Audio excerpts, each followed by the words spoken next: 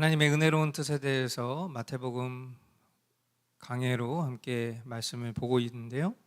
61번째 시간, 착하고 신실한 종, 악하고 게으른 종이라는 제목의 말씀 가지고 마태복음 25장 14절로 30절까지 하나님 말씀 전하도록 하겠습니다. 먼저 14절로 15절 말씀입니다. 또 하늘나라는 이런 사정과 같다. 어떤 사람이 여행을 떠나면서 자기 종들을 불러서 자기의 재산을 그들에게 맡겼다. 그는 각 사람의 능력을 따라 한 사람에게는 5달란트를 주고 또 한 사람에게는 2달란트를 주고 또 다른 한 사람에게는 1달란트를 주고 떠났다. 아멘.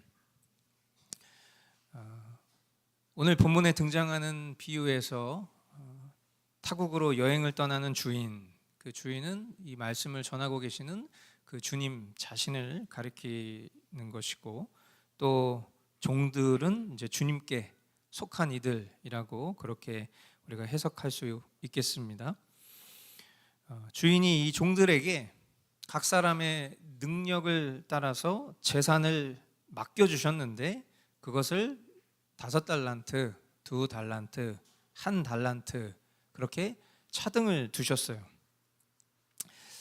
왜 차등을 두셨을까? 사람들은 이제 이런 거에 관심이 있지만 그것은 달란트를 부여받은 어떤 사람의 어떠함이라기보다는 주님이 보셨을 때 우리가 헤아릴 수 없는 그만큼 맡기면 되겠구나라는 그런 주님의 합당한 뜻 안에 있는 것입니다. 우리가 은혜로운 뜻, 그라시오스 윌, 지금 이 주제로 이 마태복음을 보고 있잖아요. 보통 우리가 사람과 사람 사이에서 얘기할 때 은혜로 퉁친다 이런 말들을 하는데 그 말이 표현은 좀 저급할지라도 어떤 의미에서는 담아낼 수 없는 의미를 은혜 안에 담아두는 겁니다. 그러니까 이런 차등을 두신 것은 하나님이 어떤 차별을 하시거나 또는 부당하게 뭔가 사람을 이렇게 구별되이 이렇게 여기시는구나 이렇게 생각하는 게 아니라, 그래서 이제 거기에서 뭔가 주인 마음에 더 들기 위해서 내가 뭘 해야 될지를 그렇게 어떤 풍류적으로 접근하는 것이 아니라 주님이 가장 좋은 거 주시는구나, 내게 가장 합당한 거 주시는구나, 내가 다 감당할 만한 거 주시는구나, 그런 차원에서 그러나 주님이 어떤 종에게는 5달란트, 어떤 종에게는 2달란트, 어떤 종에게는 1달란트 그렇게 주신 것이구나, 이렇게 우리가 생각을 하면 됩니다. 제가 그렇게 여러분의 어떤 해석과 생각을 종용하고 강요하는 것이 아니라 로마서 말씀에도 보면 너무나 정확하게 기록이 되어 있어요. 로마서 12장 3절로 8절, 나는 내가 받은 은혜를 힘입어서 여러분 각 사람에게 말합니다.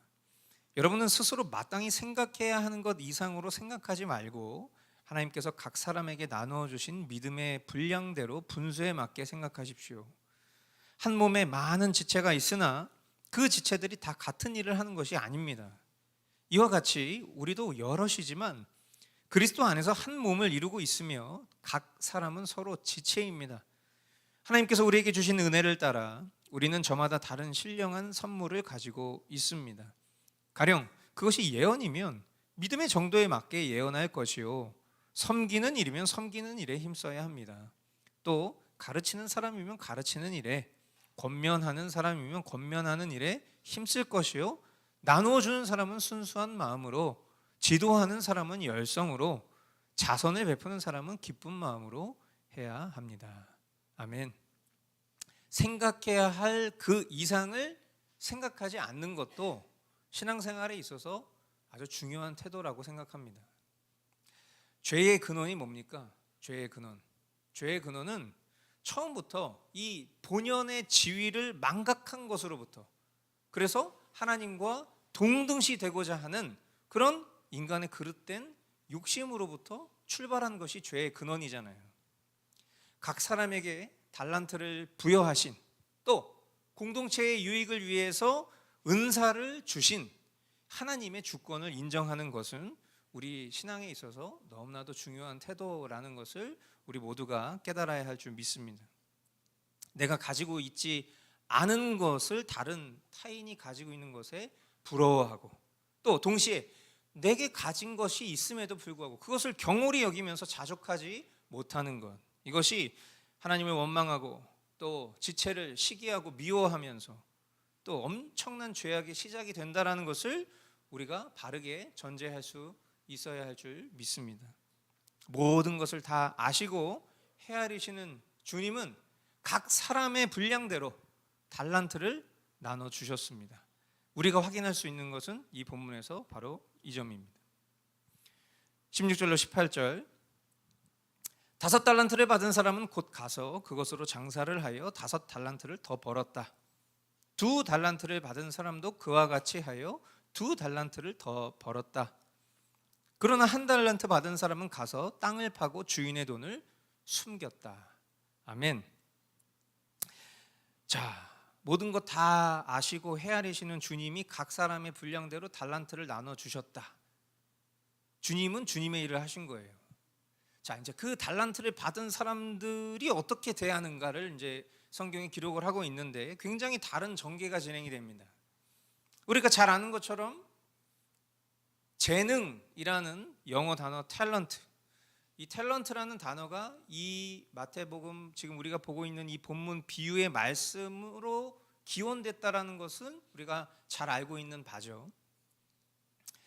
그러다 보니까 우리가 이제 이 달란트 비유를 나오면 달란트를 재능으로 생각을 하기 쉽습니다. 왜냐하면 영어 단어 탤런트가 재능이라는 뜻이니까요. 자, 2명의 종이 받은 달란트를 불렸습니다. 그리고 1명의 종은 그 달란트를 묵혀뒀죠.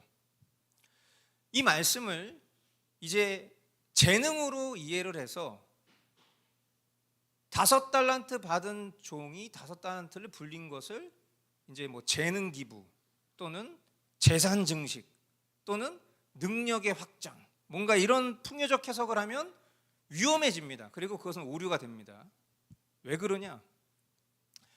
우리가 놓쳤을지 모르겠지만 오늘 본문 서두에 주님이 이 비유의 말씀을 무엇에 대한 비유라고 말씀하셨어요? 하나님 나라에 대한 비유로 말씀하셨어요. 우리가 살아가는 삶이 하나님 나라에 속한 거죠. 그러니까 만약에 이것을 뭐 재능 기부, 재산 증식, 능력의 확장 그렇게 해석해도 안 된다라는 법은 없어요. 그렇게 해석해도 됩니다. 그러나 예수님이 우리에게 원하시는 것은 지금 세상의 일을 말하고 계시지 않아요. 하나님 나라의 관점에서 이 달란트가 무엇을 위한 것인가, 그것을 우리가 깊이 들여다볼 수 있어야 하는 것이 주님 마음을 헤아리는 것일 것입니다. 하나님께서 저와 여러분에게 맡기신 모든 일은 합당한 열매를 맺어야 하겠죠. 그런 측면에서 우리는 성화라는 우리 개인의 열매를 맺어야 할 것이고요.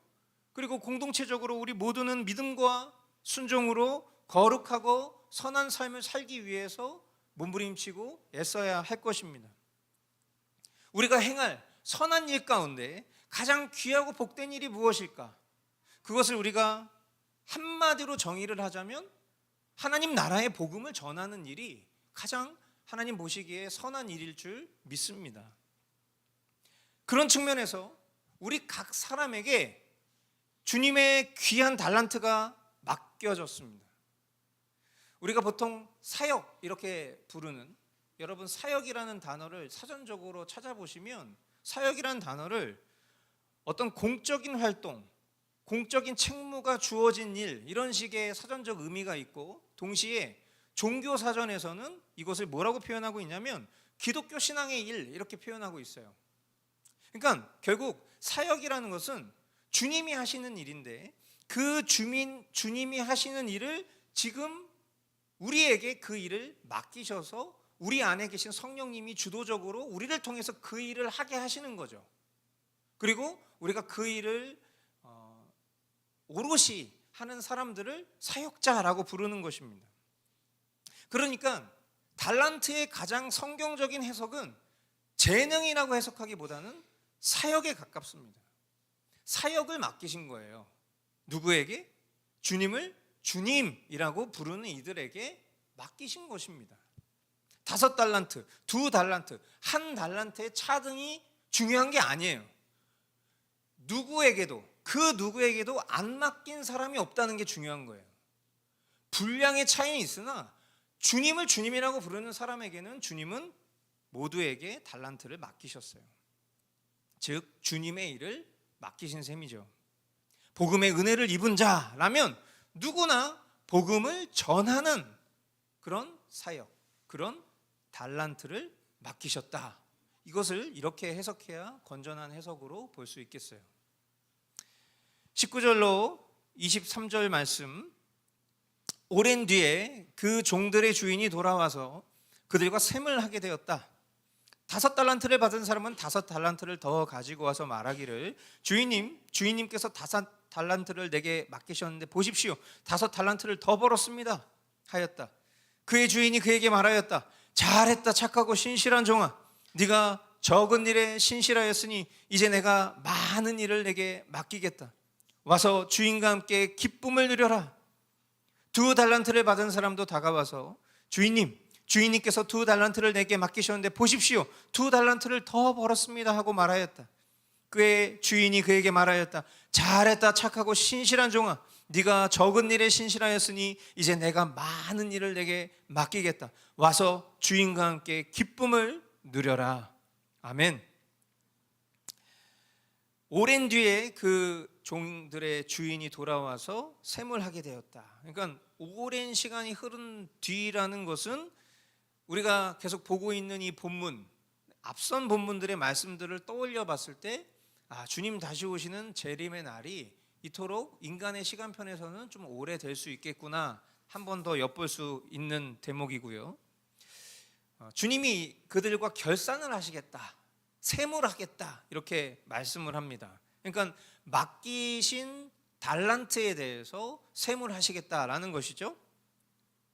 고린도후서 5장 9절로 10절 말씀에 보면, 그러므로 우리가 몸 안에 머물러 있든지 몸을 떠나서 있든지 우리가 바라는 것은 주님을 기쁘게 해드리는 사람이 되는 것입니다. 우리는 모두 그리스도의 심판대 앞에 나타나야 합니다. 그리하여 각 사람은 선한 일이든지 악한 일이든지 몸으로 행한 모든 일에 따라 마땅한 보응을 받아야 합니다. 아멘. 저와 여러분을 뭐라고 표현하고 있냐면 우리가 행한 일에 대한 마땅한 보응을 받아야 할 존재다라고 그렇게 성경은 이야기하고 있어요. 우리가 받아야 할 마땅한 보응은 무엇일까요? 우리가 받아야 할 그 결론은 무엇일까요? 그것은 지옥 형벌입니다.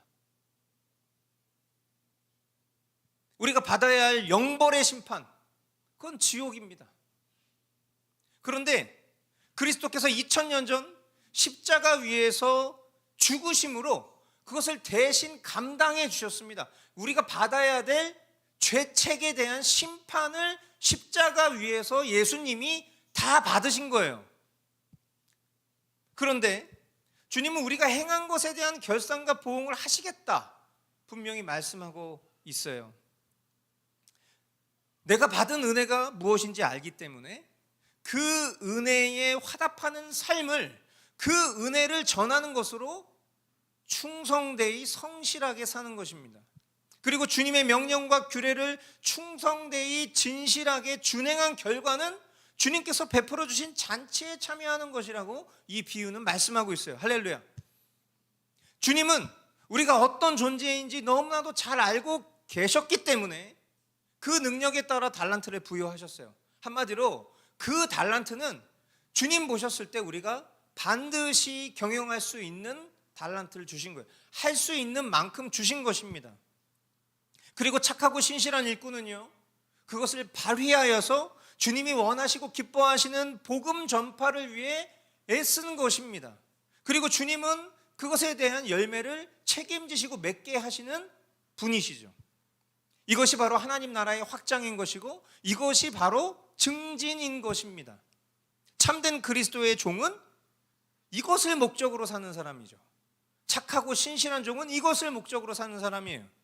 그런 측면에서 그리스도인의 성숙한 증표 중에 하나는 복음 전파를 위해 살고 있는가? 그 질문을 스스로에게 던져봤을 때 당연히 만족할 만한, 흡족할 만한 대답을 우리 스스로 내놓지 못할 수 있으나, 그러나 내가 살아가는 주된 목적이 이것이다 라는 그런 확신이 있다면 적어도 그 사람은 참된 그리스도인이다 말할 수 있을 것입니다. 그런데 악하고 게으른 종은 어떻죠? 24절 25절 말씀, 그러나 한 달란트를 받은 사람은 다가와서 말하였다. 주인님, 나는 주인이 굳은 분이시라 심지 않은 데서 거두시고 뿌리지 않는 데서 모으시는 줄로 알고 무서워하여 물러가서 그 달란트를 땅에 숨겨두었습니다. 보십시오. 여기에 그 돈이 있으니 받으십시오. 이 악하고 게으른 종은 악하고 게을러요. 근데 이 게으름에 대한 변명으로 무엇을 탓하고 있냐면 주인을 탓하고 있습니다. 뭐라고 말하죠? 주인님, 나는 주인이 굳은 분이시라. 이게 무슨 말이에요? 주인이 까다로운 분이시라. 웬만해서는 그냥 제가 주인 성에 못 찰 것 같아서, 그리고 괜히 이상하게 허사를 통해서 경영하는 것을 원하지 않으실 것 같아서 이런 식으로 지금 말하는 거예요. 주인이 아주 까탈스러운 분이라고 지금 주인한테 자신의 게으름의 그 이유와 핑계를 대고 있는 겁니다. 그러니까 자신이 게으른 건 아닌데 신중하게 고민하다가 내가 잘 그냥 이걸 보존해서 주인한테 돌려드려야지 하면서 땅에 묻어두었습니다. 자, 여기 있습니다. 이렇게 주는 거예요. 그러니까 이 주장이 사람이 듣기에는 그럴싸하게 들릴 수 있습니다. 그리고 이것이 그의 진실이라면 당연히 호도할 수 없을 것입니다. 그런데 주님은 모든 것을 다 아시는 분이잖아요. 주님은 그의 주장을 일축하시면서 말씀하세요. 이어지는 말씀, 그러자 그의 주인이 그에게 말하였다. 악하고 게으른 종아, 너는 내가 심지 않은 데서 거두고 뿌리지 않는 데서 모으는 줄 알았다. 그렇다면 너는 내 돈을 돈놀이하는 사람에게 맡겼어야 했다. 그랬더라면 내가 와서 내 돈에 이자를 붙여 받았을 것이다. 그에게서 그 한 달란트를 빼앗아서 10달란트 가진 사람에게 주어라. 가진 사람에게는 더 주어서 넘치게 하고 갖지 못한 사람에게는 있는 것마저 빼앗을 것이다. 이 쓸모없는 종을 바깥 어두운 데로 내쫓아라. 거기서 슬피 울며 이를 가는 일이 있을 것이다. 이게 주님의 판결입니다. 주님이 이 사람의 말에 대해서 이렇게 얘기하신 거예요. 여러분, 사람의 행동은 그의 생각과 아주 밀접하게 연결되어 있어요. 게으른 사람은요, 자신의 해야 할 일을 하지 않습니다. 온통 생각만 하죠. 그리고 그 생각에 머물러 있어요. 그러다가 행동하지 않는 것에 대해서 지적하잖아요. 그러면 어떤 공통점이 있냐면 핑계를 대는 공통점이 있어요. 그러려고 했어요. 그렇게 제가 생각하고 있었어요. 그렇게 말하려고 했어요. 그리고 그 이유와 원인을 상대방에게 돌립니다. 그렇게 말씀하시면 제가 그렇게 하려고 했는데, 그렇게 말씀하시면 그렇게 하려고 생각하고 있었는데, 그렇게 말씀하시면 그렇게 말하려고 했죠. 제가 뭐예요? 결국 내가 이렇게 머물러 있는 것, 생각에 머물러 있는 것 누구 때문이라고 얘기하고 있는 거예요? 당신 때문에. 이게 과언이 아닌 것은, 여러분 이 말의 반대말이 뭔지 아십니까? 죄송합니다예요. 내가 그렇게 행동하지 않은 것에 대해서 잘못했습니다. 이게 반응인 거죠. 정답은. 그런데 이것에 대해서 옳다 그르다를 말하는 게 아니라 핑계를 대면서 그 원인을 상대방에게 돌리고 있는 것이 바로 이 게으른 사람들의 특징이라는 거예요. 여러분, 선악과를 먹은 것 누구 탓이라고 그들이 얘기했을까요? 내게 맡겨진 달란트를 땅에 묻은 거 지금 누구 때문이라고 말하고 있는 거죠? 내가 행해야 할 본분을 다 하지 않은 것도 모두가 다 주님 때문이라고 얘기하고 있어요. 이런 무익한 자를 주인은 계속해서 그에게 달란트를 맡겨두실 이유가 없습니다. 그렇죠? 그런데 인본주의자들은 그렇게 말합니다. 아유, 그럼에도 그를 좀 믿어줘야 되지 않겠어요? 좀 기다려줘야 되지 않겠어요? 그럼에도 그런 그의 생각도 존중해줘야 되지 않겠어요? 본문에 기록되지 않을 만한 그런 사정이 있었겠죠. 이런 풍요적 해석을 내놓을지는 모르겠어요. 그런데 주님은 우리가 지금 보고 있는 성경에 명확히 말씀하고 계세요. 결론이죠. 그에게서 그 1달란트를 빼앗아서 10달란트 가진 사람에게 주어라. 가진 사람에게는 더 주어서 넘치게 하고 갖지 못한 사람에게는 있는 것마저 빼앗을 것이다. 이 쓸모없는 종을 바깥 어두운 데로 내쫓아라. 거기서 슬피 울며 이를 가는 일이 있을 것이다. 아까 서두에 이 달란트를 재능이라고 해석하면 안 된다는 말씀 바로 이것 때문이에요. 여러분, 재능 기부를 못했습니다. 내가 재산 증식을 못했습니다. 능력 발휘를 못했습니다. 근데 그 결론이 지옥이라면 여러분, 이것은 하나님의 공의와 사랑에 어긋납니다. 절대로 달란트는 재능에 대한 얘기가 아닙니다. 결국 뭐예요? 무엇에 대한 얘기입니까? 주님은 하나님 나라의 가치를 소중히 여기지 못한 자, 허락하신 구원의 은혜를 경홀히 여긴 자, 그래서 영혼 구원의 복된 소식 전하기를 게을리 여긴 자, 그리고 자신의 책임을 주님께 전가한 망령된 자. 결국 어떤 사람입니까? 이 사람이 주님을 주님으로 믿고 순종하지 않은 것은 이 사람은 주님과 무관한 사람이기 때문이에요. 주님과 무관한 사람을 주님이 주님의 나라에 참여시키지 않은 것은 마땅한 주님의 결정이기 때문에 이것에 대해서 사람이 이의를 제기할 수 없어요. 여러분, 제가 늘 말씀드리지만 우리가 신앙생활 같이 이렇게 하고 있지만 우리가 이렇게 계속 세월만 흐르고 우리의 삶과 신앙과 태도와 행동이 바뀌지 않으면 여러분, 우리 주님과 무관한 사람일 수 있어요. 야고보서에 우리가 잘 아는 말씀이 있죠. 행함이 없는 믿음은 죽은 믿음이다. 여러분, 이게 무슨 얘기입니까? 이 얘기가 행함이 없는 믿음 죽음. 여기서 말하는 행함이 뭡니까? 막 사람 사랑하고 막 이런 겁니까? 우리가 행위로 구원받는 게 아니잖아요. 그렇죠? 그런데 귀납적, 이것을 연역적으로 우리가 판단해서 생각해 보잖아요. 이 말씀이 무슨 얘기를 하려는지 너무 그 의도를 잘 알 수 있어요. 뭐예요? 참으로 구원받은 사람이라면 그의 행함으로 증명된다는 거예요. 누구를 향한? 하나님과 사람을 향한. 하나님과 사람을 향한. 우선순위 분명히 얘기했었어요. 하나님 먼저예요. 그 다음 사람이죠. 달란트를 땅에 묻어둔 사람이 지옥에 가는 게 아니에요.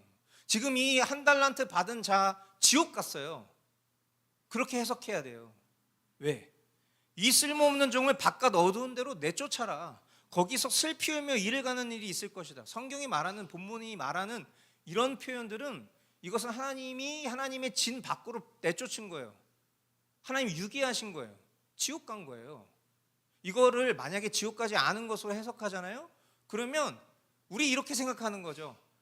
그냥 겁주는 거예요. 하나님이 그냥 일시적으로 하나님이 너 한번 쌤통이다 한번 혼나봐라, 그런 식의 하나님으로 생각하니까 우리가 하나님을 사랑할 수는 있어도 경외하진 않아요. 여러분, 이 사람 지옥 갔어요. 그런데 보세요. 달란트를 땅에 묻어두었기 때문에 지옥 간 게 아니에요. 마찬가지죠. 뭐예요? 지옥 갈 사람은 달란트를 땅에 묻어두는 거예요. 행함이 없는 믿음은 죽은 믿음이다. 행위로 구원받는 것이 아니라 산 믿음을 가진 사람은 행함이 있는 것처럼 달란트를 땅에 묻어둔 사람은 지옥에 가는 것이 아니라 지옥 갈 사람이었기 때문에 달란트 땅에 묻어둔 걸로 우리는 해석해야 돼요. 착하고 신실한 종들은요, 주님이 맡기신 달란트를 경홀히 여길 수가 없었어요. 왜? 주님의 종이니까, 주님과 관련된 자니까, 주님을 주님이라고 부르는 사람이니까. 그의 말과 행실로 그의 태도가 증명된 거지만, 이 한 달란트 받은 사람은 주님 보시기에 합당하지 않은 자였던 거예요. 저와 여러분들이 어떤 사명을 받으셨습니까? 여러분 어떤 사명을 받으셨어요? 지금부터 생각하려고 하면 헷갈립니다.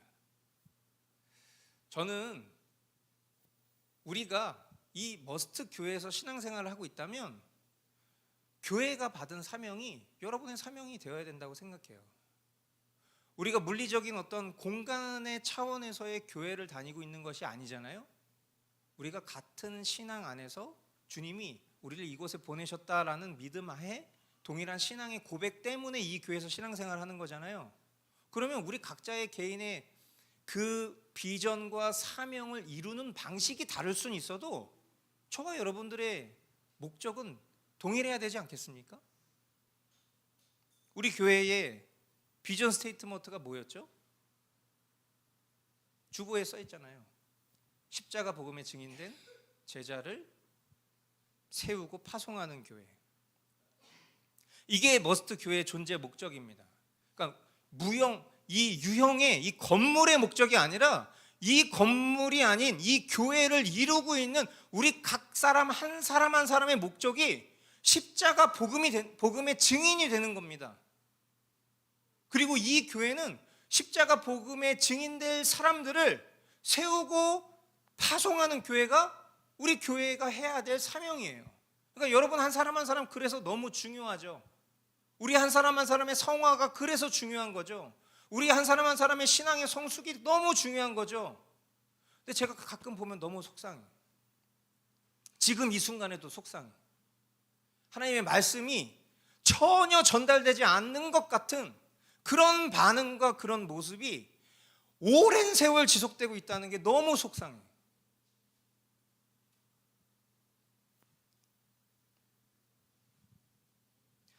그냥 만약에 우리가 취미 활동하거나 그냥 동아리 모임처럼 할 거면 굳이 주일날 아침 일찍 일어나서 교회 안 와도 되지 않습니까?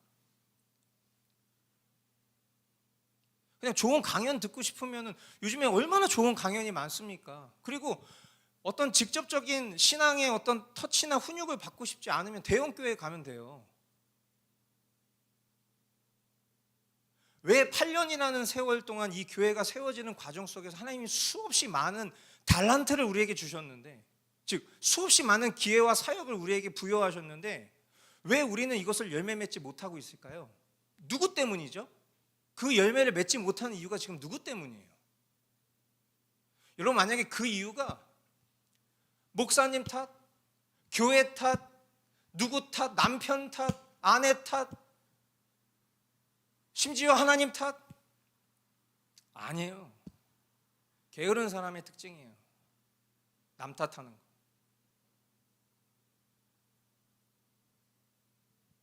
여러분, 남편이 아내에 대해서 불평하고 아내가 맨날 무슨 얘기만 하면 남편 때문이라고 그러고, 자식이 내가 부모 잘못 만나서 이렇다고 그러고, 여러분 잘 생각해 보세요. 그건 신앙과 별개입니까? 아니에요. 그게 바로 행함이에요. 죽은 믿음의 증거죠. 우리가 진짜 산 믿음이라면 우리는 진짜 우리 자신을 굉장히 주님 앞에 비참한 존재로 볼 수밖에 없을 겁니다. 그리고 주님이 내게 맡기신 것으로부터 이 모든 일들을 극복하고 해결하기 위해서 몸부림치겠죠. 그게 하루아침에 되지 않겠죠. 아주 어렵겠죠. 그러나 착하고 신실한 종은 주님이 늦게 오셔도, 결산할 때가 언제일지 기약을 모르더라도 매일매일 등불과 기름을 준비하는 처녀처럼 주님을 위해서 그 맡겨진 것을 성실히 감당하게 될 겁니다. 늘 매번 이 말씀들을 묵상하고 볼 때마다 저는 제가 이제까지 신앙생활 하면서 보지 못했던 그런 부분들을 깨닫고 보게 돼서 주님 앞에 참 감사한 마음이 있어요. 그런데 한편으로는 정말 두려운 마음도 듭니다. 왜? 주님은 우리에게 비유로 말씀하셔도 이 비유의 말씀은 둘러 말하고 있지 않아요. 아주 직접적으로 얘기하고 있어요. 그런데 이 말씀이 직면되는 기회가 너무나도 많이 주어졌는데 그 수많은 기회를 우리가 너무 경홀히 여기죠. 여러분, 주님을 사랑하십니까?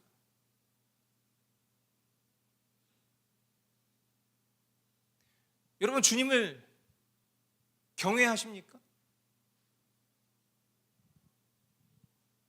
사랑 없는 경외는 우리를 율법학자로 만들 것입니다.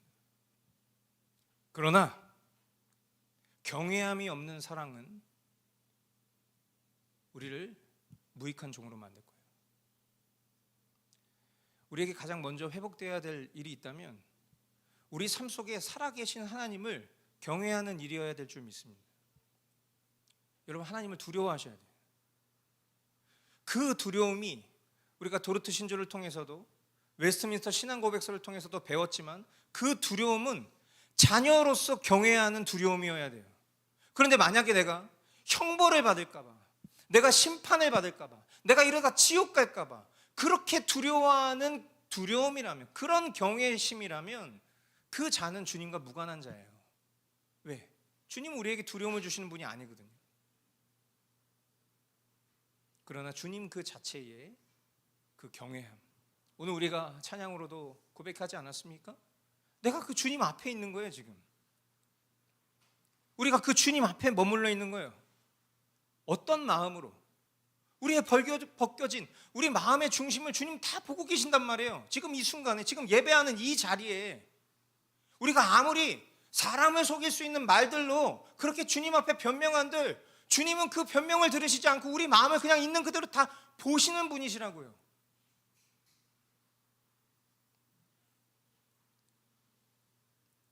다시 한번 우리가 주님 앞에 강청하기를 원하는 것은 우리를 복음의 증인으로 부르신 그 뜻에 합당하게 허락하신 주님의 일을 행하고 게으르지 않는 사람들이 되기를 원합니다. 그러나 그것보다 먼저 선행되어져야 될 것은 오늘 이 착하고 슬기로운 종들과 악하고 게으른 종들을 통해서 볼 수 있는 아주 이 명확한 차이,